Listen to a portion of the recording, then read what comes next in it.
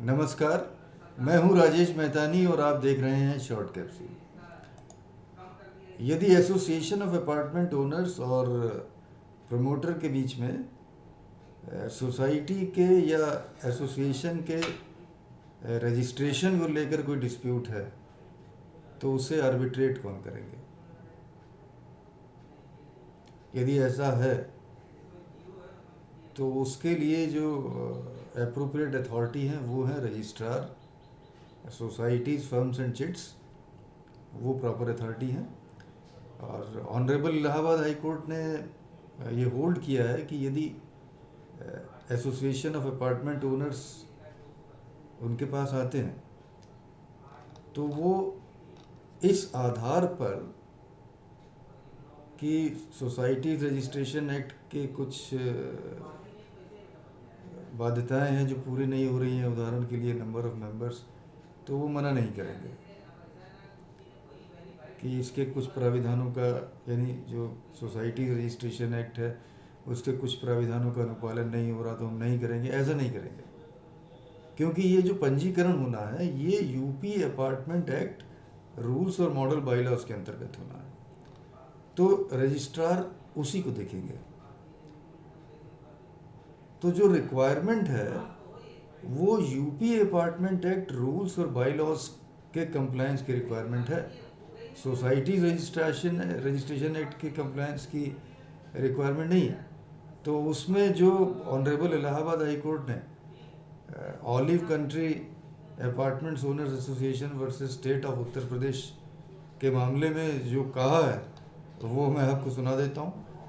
उसमें honourable Allahabad high court कहते हैं the association of apartment owners is to be registered by the registrar, deputy registrar और sub registrar under the societies registration act as amended in the state of UP if, देखिए यहाँ ध्यान से देने वाली बात, यहाँ ध्यान से सुनिएगा, if bylaws are in conformity with the model bylaws। पहली बात तो ये हो गई।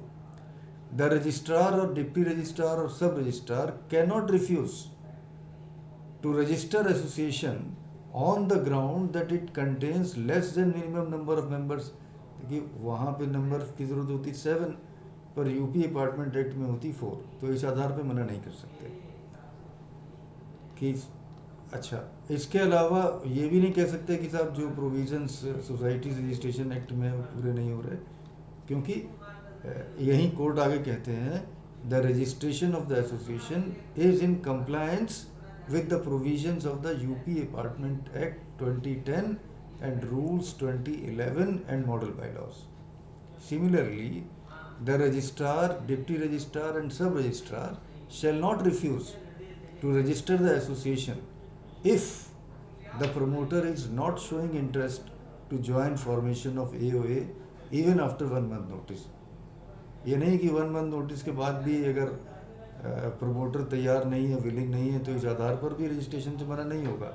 तो इसी में ऑनरेबल इलाहाबाद हाई कोर्ट आगे कहते हैं कि द रजिस्ट्रार और डिप्टी रजिस्ट्रार और sub registrar shall not refuse to register the association if the promoter does not join even after 1 month's notice given by the apartment owners or 33% of the apartment owners, whichever is more.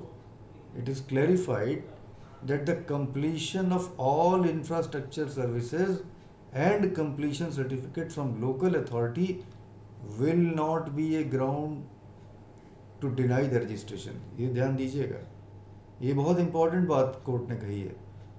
जो आगे मैं कहने जा रहा हूँ वो तो और भी इम्पॉर्टेंट है।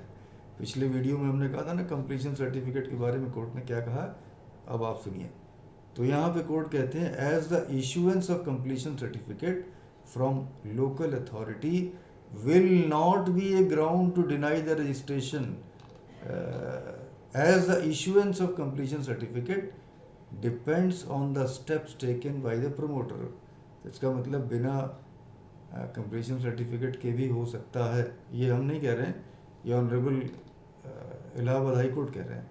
The delay caused by him in obtaining such certificate will defeat the object of formation of the society and enforcement of the rights and liabilities of the promoter and the apartment owners in such case the society will be registered provisionally. बस यहाँ पे ये है कि provisional registration होगा under the certificate to be given by the competent authority as defined in rule 2C। Rule 2C जो act का rule, act में 2011 में जो रूल बने उसका 2C, who will give a time period to the promoter to provide all infrastructure services and to obtain completion certificate। वो एक time frame देंगे जो कॉम्पिटेंट अथॉरिटी हैं। Failing which the promoter will invite the punishment for the offence as provided under section 25। Punishment का provision section 25 में है, including the punishment of the imprisonment under section 25(1) of the act. देखिए ये सब बातें कही हैं कोर्ट ने। तो आशा है कि आपको ये बात समझ में आ गई होगी। तो आज यहीं रुकेंगे। आशा है आपको ये चर्चा पसंद आई होगी। कृपया मेरे चैनल को सब्सक्राइब कर दीजिएगा और बेल आइकन का बटन अवश्य प्रेस कर दीजिएगा। मेरे वीडियो को लाइक करना और अधिक से अधिक शेयर करना मत भूलिएगा। जल्द ही एक नए वीडियो में एक नए विषय के साथ आपसे फिर भेंट होगी। तब तक के लिए आपसे अनुमति चाहेंगे। नमस्कार।